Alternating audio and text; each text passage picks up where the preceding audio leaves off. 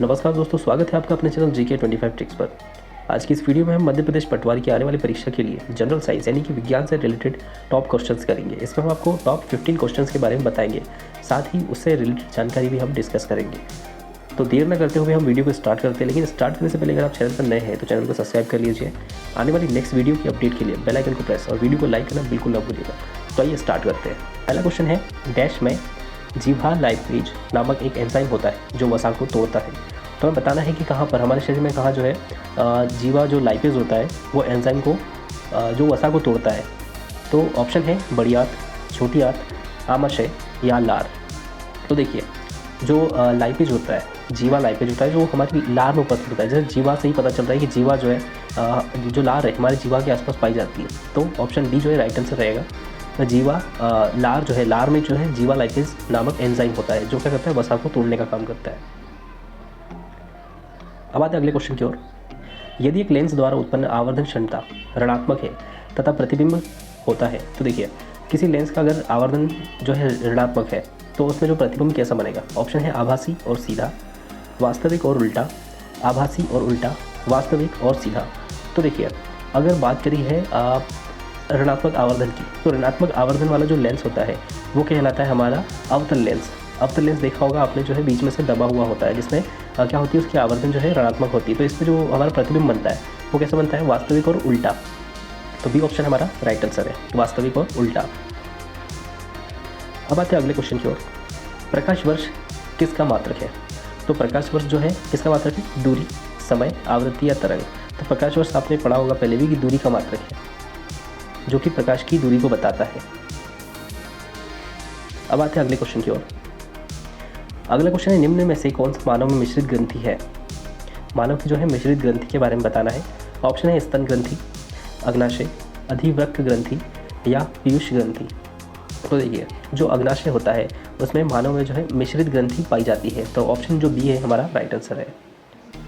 अब आते हैं अगले क्वेश्चन की ओर। अगला क्वेश्चन है, क्वांटम संख्याएं कितने प्रकार की होती है। ऑप्शन है 5, 2, 3 या 4। तो देखिए, क्वांटम संख्याएं जो होती है वो 4 प्रकार की होती है, इसलिए डी ऑप्शन हमारा राइट आंसर रहेगा। अब आते हैं अगले क्वेश्चन की ओर। अगला क्वेश्चन है, किसी वस्तु का जड़त्व वस्तु का कारण बनती है। ऑप्शन है इसकी चाल बढ़ाने के लिए, ऑप्शन बी इसकी चाल को कम करने के लिए, सी है इसकी गति की स्थिति में किसी भी परिवर्तन का विरोध करने के लिए, या डी है घर्षण के कारण धीमी होने के लिए। तो देखिए, किसी वस्तु का जो जड़त्व होता है वो इसकी गति में स्थिति में किसी भी परिवर्तन का विरोध करने के लिए होता है। तो ऑप्शन जो सी है हमारा राइट आंसर रहेगा।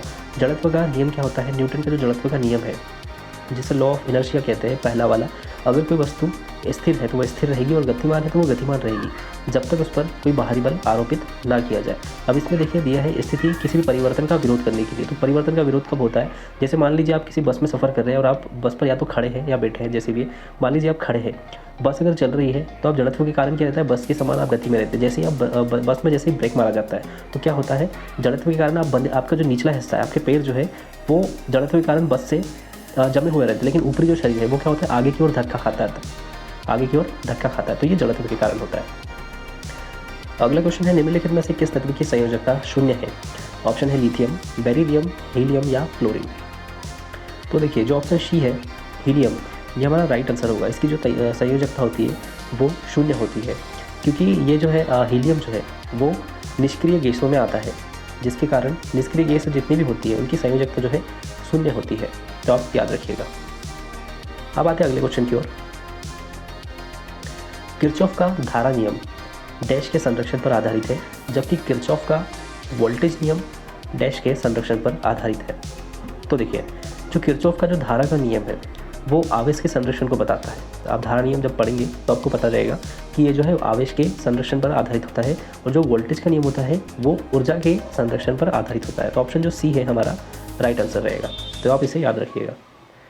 अब आते हैं अगले क्वेश्चन की ओर। कीटों के पंख और पक्षियों के पंख निम्नलिखित में से किसके उदाहरण हैं।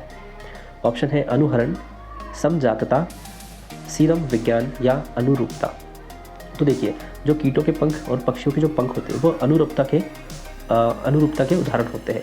अनुरूपता यानी कि जो पंख है लगभग एक समान ही कार्य करते हैं, इसीलिए उनको अनुरूप कहा जाता है।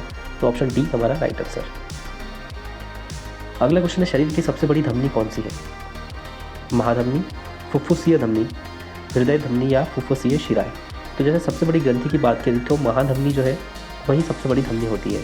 तो ऑप्शन ए हमारा राइट आंसर रहेगा, महाधमनी। अब आते हैं अगले क्वेश्चन, निम्नलिखित में से कौन सा नॉन स्टिक बर्तन की सतह पर लेपित होता है? आपने आपके घर पर भी नॉन स्टिक बर्तन हो गया, आपने सुना होगा कई बार एड्स भी आते हैं नॉन स्टिक बर्तन के बारे में, नॉन स्टिक कुकवेयर।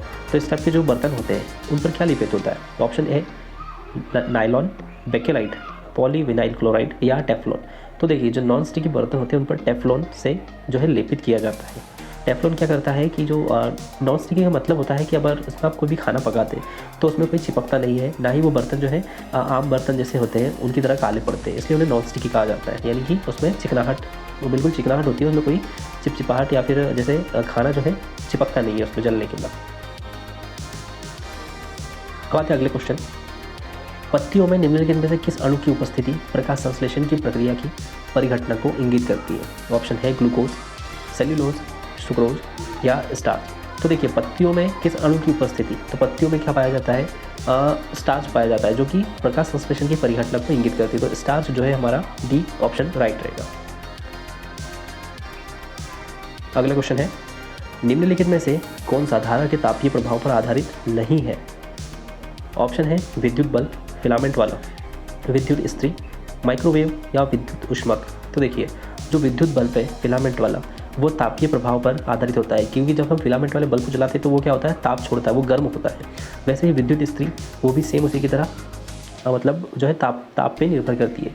विद्युत ऊष्मक होता है उसमें भी वो भी ताप पर निर्भर करता है। जबकि जो माइक्रोवेव होता है उसमें क्या होती है, हल्की हल्की तरंगें निकलती हैं जिनका जो मान होता है वो 25,000 हर्ट्ज होता है। इसमें जो तरंगें निकलती है उससे क्या होता है, या तो नमक, शक्कर, इस तरह की जो चीज़ें मतलब पिघलती है, उससे अधिक वो ऊष्मक मतलब तापीय प्रभाव पर आधारित नहीं होता है, यानी ताप का प्रदर्शन नहीं करता है। इसलिए सी ऑप्शन हमारा राइट आंसर रहेगा, माइक्रोवेव। अब आते हैं अगले क्वेश्चन। अगला क्वेश्चन है गोल्जी उपकरण के संदर्भ में से कौन सा कथन सही है?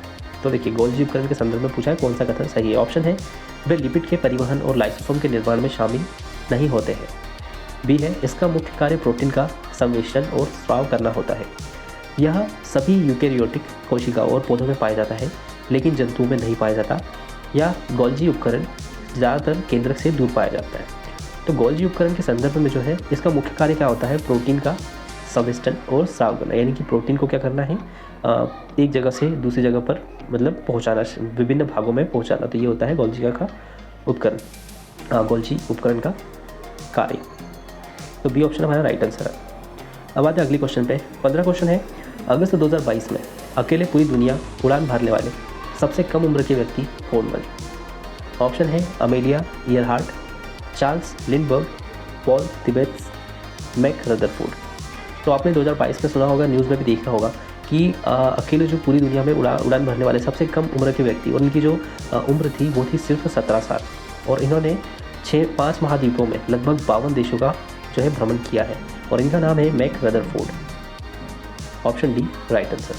17 वर्ष के हैं पायलट मैक रदरफोर्ड, एक छोटे से विमान में पूरी दुनिया में इन्होंने उड़ान भरी है और 150 दिनों में ये रिकॉर्ड बनाया है इन्होंने। उन्होंने 23 मार्च 2022 को बुल्गारिया की राजधानी सोफिया में अपनी यात्रा शुरू की और अगस्त 2022 में यही अपने विमान को उतारा। तो आपको ये भी याद रखना है। तो ये थे हमारे टॉप 15 क्वेश्चंस। आपको ये क्वेश्चंस कैसे लगे आप हमें ज़रूर बताइएगा, और आने वाली नेक्स्ट वीडियो के अपडेट के लिए चैनल को सब्सक्राइब कर लीजिए, बेल आइकन को प्रेस और वीडियो को लाइक करना बिल्कुल ना भूलिएगा। GK25 tricks. जय हिंद।